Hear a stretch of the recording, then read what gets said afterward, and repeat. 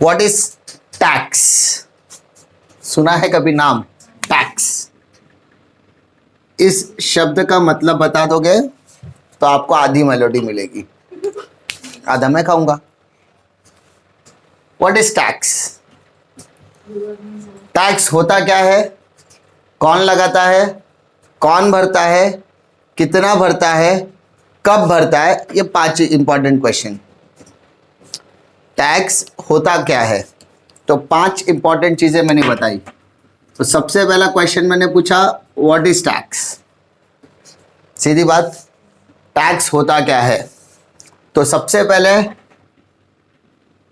Tax is levied on income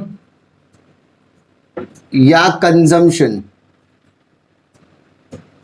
of goods and services. क्या कहा मैंने? Tax is levied on income या tax is levied on consumption of goods and services. मतलब आप जो भी कमाओगे मुझे टैक्स भरो, आप जो भी गुड्स खरीदोगे मुझे टैक्स भरो, आप जो भी सर्विसेज लोगे आप मुझे उस पे टैक्स भरोगे। तो टैक्स जो होता है वो सबसे इंपॉर्टेंट एस्पेक्ट होता है। जो टैक्स इज लेविड, टैक्स किस पर लगाया जाएगा? तो आप जो इनकम कमाओगे, जो आप consumption of goods and services करने वाले हो उस पर। आपने कोई आर्टिकल खरीदा, आपने कोई प्रोडक्ट खरीदा, आपने एसी खरीदा, आपने वॉशिंग मशीन खरीदा, उसके ऊपर भी टैक्स लगता है। आपने मोबाइल फोन खरीदा, उसके ऊपर भी टैक्स लगेगा। आपने मोबाइल में बैलेंस भरा, उसके ऊपर भी टैक्स लगेगा। आप मैकडोनल्ड में खाना खाने के लिए जाओ, उस पर जो आपने बिलिंग करा है उसके ऊपर भी टैक्स लगेगा। आप रेस्टोरेंट में जाओ, उसके ऊपर भी आपको टैक्स लगेगा। ठीक है, आप जो भी सामान खरीदोगे डायरेक्टली इनडायरेक्टली आपको क्या करना है? टैक्स भरना है। तो टैक्स किस पर लगेगा? टैक्स जो है या तो इनकम पर लगेगा या तो consumption of goods and services पर लगेगा। सबसे इंपॉर्टेंट चीज, who levied the tax? Tax लगाता कौन है? तो टैक्स लगाने वाली एक ही पार्टी है, that is government. Clear? Who levied the tax? किसके ऊपर कौन टैक्स लगाता है, किस पर लगाता है? अब ये इंपॉर्टेंट चीज है। मैं इनकम कमा रहा हूं तो गवर्नमेंट मेरे से इनकम पर क्या मांगेगी? टैक्स मांगेगी। मैंने सामान बेचा, गवर्नमेंट किससे टैक्स मांगेगी? मुझसे टैक्स मांगेगी। कैसे? एग्जाम्पल देखो, तो जो बंदा टैक्स भरने वाला है उसको बोलते हैं असेसी। क्या बोलते हैं? असेसी। ASSE assessee. असेसी का मतलब होता है टैक्स पेयर। अब ये टैक्स पेयर कौन हो सकता है? जो भैया पैसा कमा रहा है वो टैक्स पेयर है। मैंने 2 लाख रुपया कमाया, गवर्नमेंट बोला 2 लाख कमाया, दिखा भाई 2 लाख रुपया, उसने देखा हाँ आपको टैक्स भरने की जरूरत नहीं है, लेकिन मैं क्या कर रहा हूं? टैक्स फाइल कर रहा हूं, तो मैं टैक्स पेयर हो गया, मैं एसएससी हो गया। जो बंदा 2 लाख कमा रहा है, कल फ्यूचर में 3, 4, 5, 10, 15, 20, 25, 30 लाख कुछ भी कमा सकता है, वो फ्यूचर में अपना टैक्स पेयर बनने वाला है, तो इसलिए उसको क्या बोलते हैं? एसएससी। मैंने सामान बेचा, सेलर ने कस्टमर को सामान बेचा, सेलर ने कस्टमर को सामान बेचा, सेलर ने कस्टमर को सामान बेचा, सामान का ट्रांजेक्शन 1000 रुपीज का, कस्टमर को बोला उसने 110 रुपया जीएसटी लेना है, तो जीएसटी के साथ या टैक्स के साथ उसने लिया, तो गवर्नमेंट किसका गला पकड़ना है? कस्टमर का गला नहीं पकड़ेगी, वो किसका गला पकड़ेगी? सेलर का। सेलर को बोलेगी भाई साहब आपने कस्टमर से टैक्स लिया है ना, भरो। ठीक है, तो इसका मतलब क्या हो रहा है? यहां पर डायरेक्टली इनडायरेक्टली हम क्या कर रहे हैं? टैक्स तो पे करने वाले हैं, बस फर्क क्या है वो फर्क समझना हम लोगों को जरूरी है। ठीक है, तो 3 इंपॉर्टेंट चीज मैंने अभी तक बताया। टैक्स होता क्या है? टैक्स जो होता है वो या तो consumption of goods and services पर लगेगा या तो इनकम पर लगेगा। पहला, कौन टैक्स लगाता है? तो गवर्नमेंट टैक्स लगाता है। किस पर टैक्स लगाता है? तो गवर्नमेंट असेसी पर टैक्स लगाता है। असेसी कौन होता है? तो टैक्स पेयर होता है, जो टैक्स फाइलिंग करता है, जो टैक्स के लिए क्या करता है? अपनी इनकम फाइल को जनरेट कर देता है, उसको बोलते हैं असेसी। दूसरा चीज, कब लगाता है? व्हेन, तो जब हमारा एक फाइनेंशियल ईयर खत्म होता है, जब हमारा फाइनेंशियल ईयर खत्म होता है तब वो क्या करता है? टैक्स लगाता है। यानी प्रीवियस ईयर के कैलकुलेशन के बेसिस पर, प्रीवियस ईयर के कैलकुलेशन के बेसिस पर असेसमेंट ईयर, क्या बोला बेटा? असेसमेंट ईयर पर टैक्स पे करना होता है। क्लियर? प्रीवियस ईयर के कैलकुलेशन के बेसिस पर असेसमेंट ईयर में टैक्स पे करना होता है। अंडरस्टूड? अब ये प्रीवियस ईयर क्या होता है, असेसमेंट ईयर क्या होता है। आपने 2019 एंड 20 में एसवाई बीकॉम में एडमिशन लिया होगा, एसवाई BF में एडमिशन लिया होगा, एसवाई जो भी आप कोर्सेज से बिलोंग करते हैं वो कोर्स में आपने एडमिशन लिया। आपने इस फाइनेंशियल ईयर में, इस एकेडमिक ईयर में जो भी चीजें की उसके बेसिस पर आप टीवाई में एडमिशन लोगे, यही है। उसी तरीके से आपने 2019 और 20 में जो भी कमाया आपको उसका टैक्स 2020 एंड 21 में पे करना है। क्या बोला मैंने? आपने 2019-20 में जो कमाया उस पर टैक्स कब भरना है? 2020 एंड 21 में। यानी कैलकुलेशन आपका 19-20 के बेसिस पर होगा, लेकिन टैक्स आपका पे करोगे 20 और 21 में। इसका मतलब एसवाई में आप जो भी कमाओगे उसका टैक्स आपका पे करोगे टीवाई में आप जो भी कमाओगे उसका टैक्स का पे करोगे मास्टर्स पार्ट 1 में, मास्टर्स पार्ट 1 में जो भी आप कमाओगे उसका टैक्स का पे करोगे masters part 2। It is just for example कि कब पे करना है। तो हमारे लिए प्रीवियस ईयर और असेसमेंट ईयर फिक्स्ड है। अगर हम ये ईयर में आ गए तो हमारे लिए जो प्रीवियस ईयर होगा, हमारे लिए जो असेसमेंट ईयर होगा वो फिक्स्ड होगा। क्या होता है प्रीवियस ईयर, क्या होता है असेसमेंट ईयर, वो डिटेल में हम लोग बात करेंगे। उसके बाद कितना, इंपॉर्टेंट चीज क्या है, कितना भरना है। तो अगर मैं कहता हूं tax is levied on income, तो आपने जितना इनकम अर्न किया होगा, net income earned.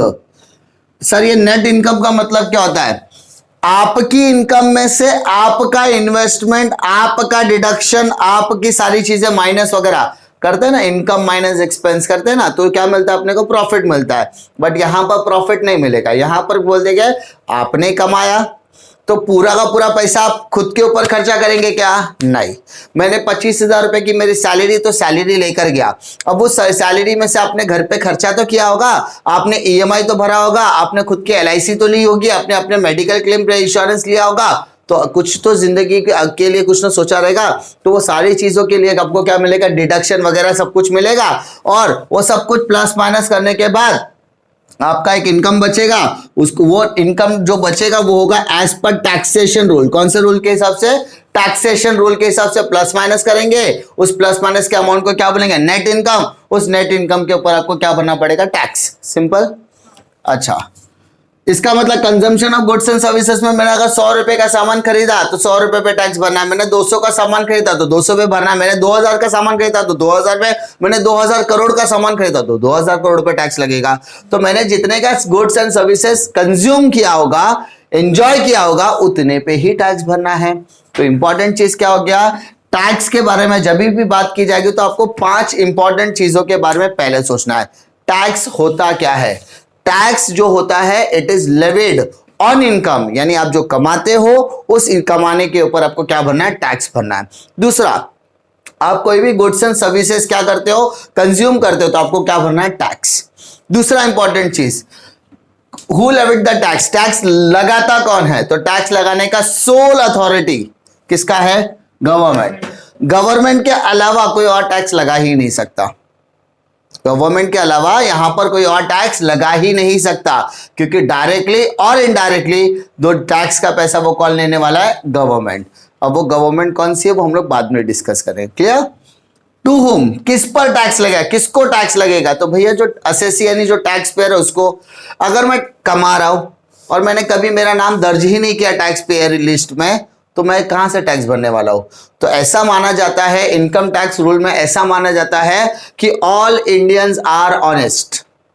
All Indians are honest. Honest मतलब सारे के सारे इंडियंस क्या है, या ऑल सिटीजन्स आर ऑनेस्ट, मतलब सभी लोग ईमानदार है। और जब उनकी इनकम एक थ्रेशोल्ड लिमिट तक कंप्लीट होती है तो वो खुद आगे बढ़कर टैक्स भरने वाले हैं, ऐसा एज्यूम कर कर ही इनकम टैक्स के रूल को बनाया गया है। और उसको उतना फ्लेक्सिबल किया गया है कि अगर आप 60 रुपए भी कमा रहे हो तो आप इनकम टैक्स फाइल कर सकते हो, बस बदले में आपसे टैक्स मांगा नहीं जाएगा, लेकिन आपका इनकम टैक्स कैलकुलेट जरूर किया जाएगा, क्योंकि आपका इनकम टैक्स नील हो जाएगा, आपको पे नहीं करना है।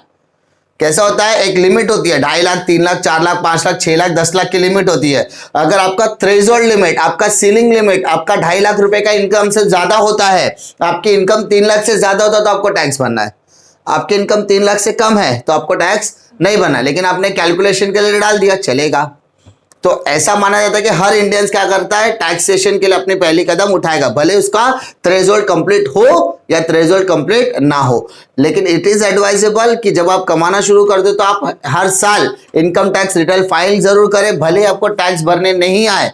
आप सीए को 2000, 1500, 2500 जितना भी लेगा उसको दे देने का, आपका इनकम कैलकुलेट करके देगा, और वो कभी ना कभी फ्यूचर में आपको क्या आने वाला है, काम आने वाला है। ठीक है, उसके बाद व्हेन, कब भरते हैं, तो जो भी कैलकुलेशन होगा वो प्रीवियस ईयर के बेसिस पर होगा, लेकिन टैक्स आपको कब पे करना है, असेसमेंट ईयर में पे करना है। क्लियर?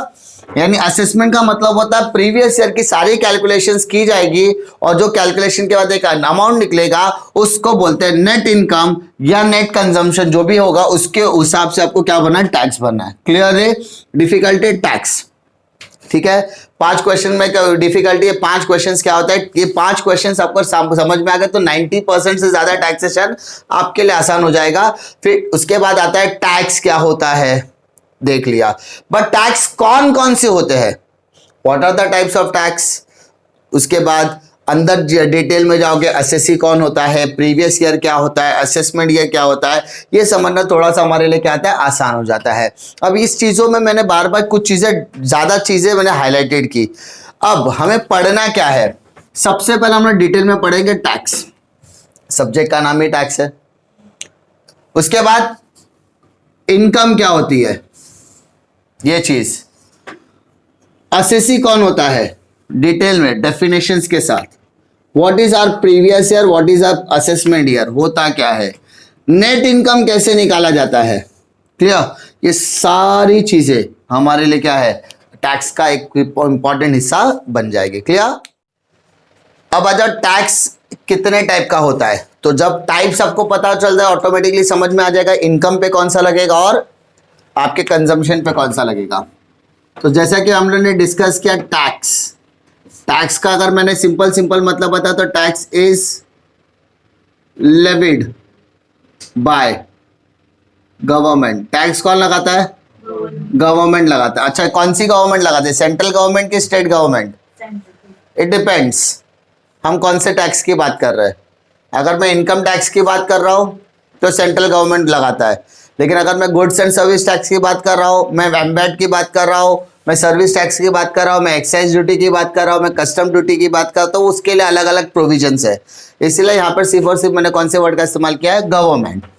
तो tax is levied by government on income या consumption of goods and services. ठीक है। दूसरा, टैक्स टोटल 2 तरीके के होते हैं। सबसे पहला एक होता है आपका डायरेक्ट टैक्स और एक होता है आपका इनडायरेक्ट टैक्स। अच्छा, ये डायरेक्ट और इनडायरेक्ट टैक्स का क्या फंडा है, ये 2 चीजें, 2 टैक्सेस होते हैं ये, लेकिन 2 फंडे के पीछे एक सिंपल सा लॉजिक है। अगर कोई इंसान कमाएगा और कमाने के बाद उसको पता चले कि वो जो भी कमा रहा है उसका एक हिस्सा उसे गवर्नमेंट को देना ही है, तो क्या लगता है वो खुशी खुशी देगा? नहीं देगा। अगर कोई मुझे बोलेगा सर आप 100 रुपया कमा रहे हो, 30 रुपया में गवर्नमेंट को देने का है, तो आपके जेब में कितना बचेगा? 70 रुपया। तो ऑब्वियसली मुझे तो बिल्कुल पसंद नहीं आएगा।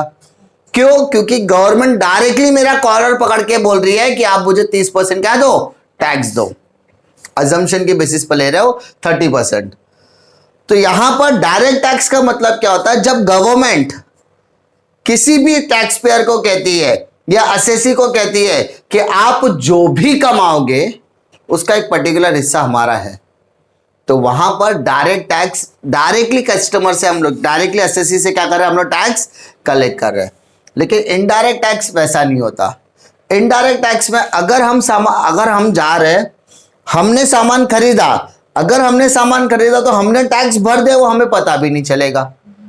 तो डायरेक्ट टैक्स और इनडायरेक्ट टैक्स का एक सिंपल सा लॉजिक है कि जब हम डायरेक्ट टैक्स की बात करते हैं तो डायरेक्ट टैक्स और इनडायरेक्ट टैक्स में जब डायरेक्ट टैक्स आएगा तो वो हमारे लिए कहीं ना कहीं दर्द देने का काम करता है, और इनडायरेक्ट टैक्स बेदर्दी होता है।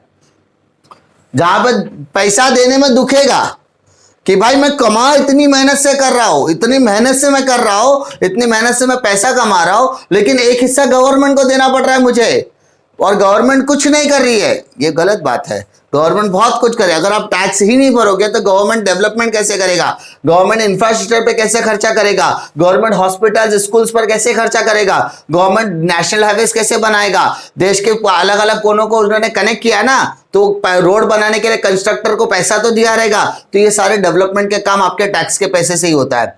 लेकिन लोग बार बार तो अभी भी ब्लेम करते हैं कि यार गवर्नमेंट कुछ नहीं करती लेकिन हमसे टैक्स वसूल करती है। तो गवर्नमेंट का जो प्रोसीजर होता है वो लेंथी प्रोसेस होता है, दिखता कम है जल्दी, लेकिन टैक्स का पैसा देने में दुखता क्यों है, क्योंकि वो डायरेक्ट टैक्स का पार्ट हो जाता है।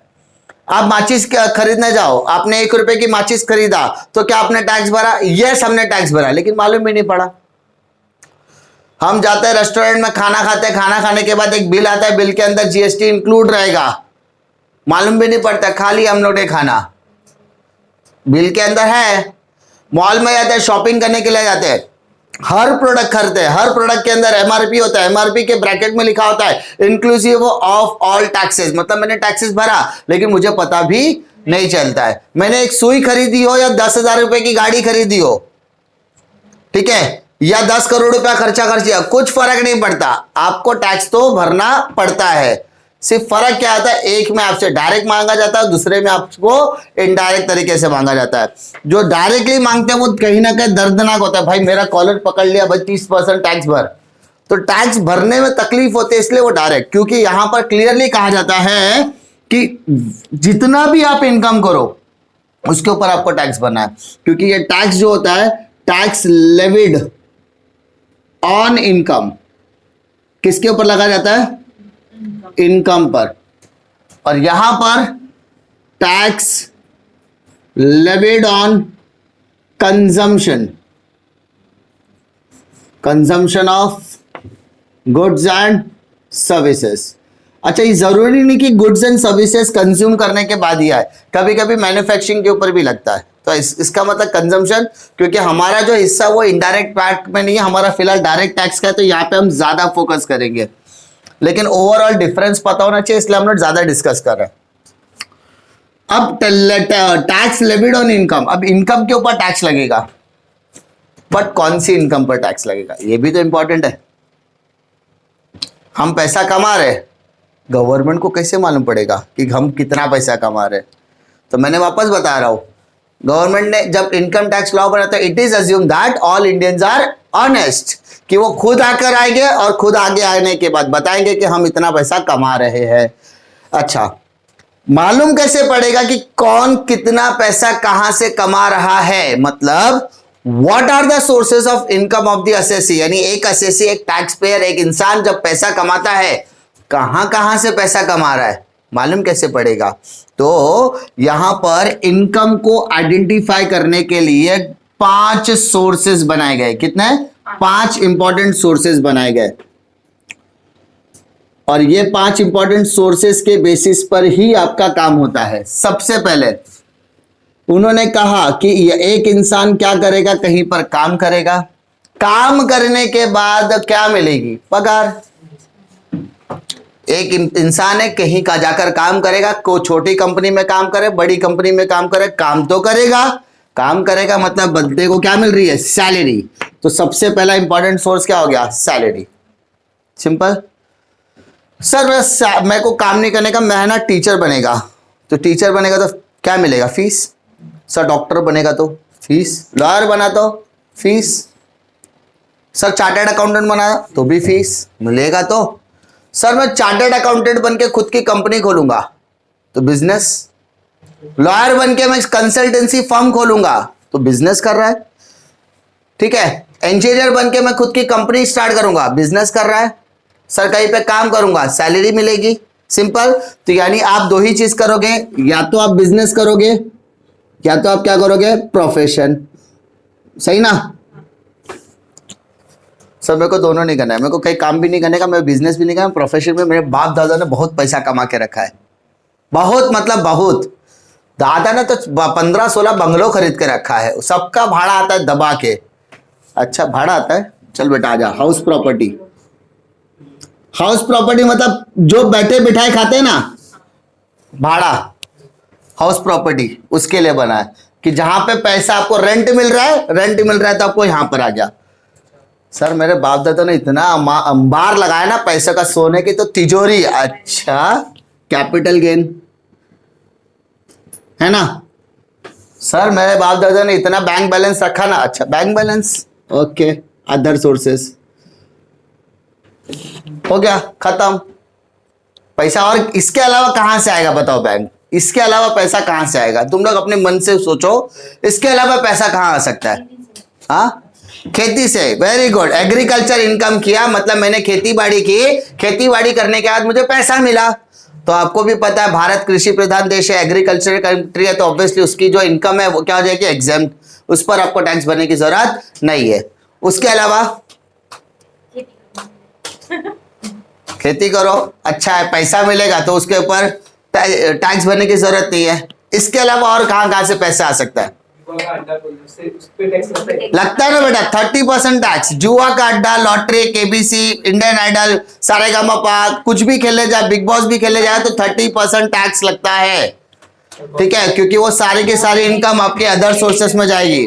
आपने जो भी कमाया, आपने विन लॉटरी से पैसा जीता, आपने सिंगिंग रियलिटी शो जीता, आपने डांस इंडिया डांस जीता, सुपर डांसर रियलिटी शो जीता, बिग बॉस में गए, केबीसी में गए, कहीं भी गए, आप किसी जुए के अड्डे पे बैठ के जुआ खेल रहे थे, उधर से पैसा जीता, आपने ड्रीम 11, माई सर्कल 11 से अपनी टीम बनाया, उससे पैसा कमाया, पैसा कमाया, कोई टेंशन नहीं, कोई तकलीफ नहीं, 30% टैक्स तो लगेगा अदर सोर्सेस में जाके। पैसा आया ना, आया मतलब इनकम, इनकम किधर से भी आने दो, पैसा तो देना पड़ेगा टैक्स के तौर पे, क्लियर। बस यही है, जो इलीगल पैसा आता है, लीगल और कुछ होते हैं इलीगल, जो शॉर्टकट मनी होता है ना, शॉर्टकट मनी, उस सारे शॉर्टकट मनी पर 30% टैक्स लगता है।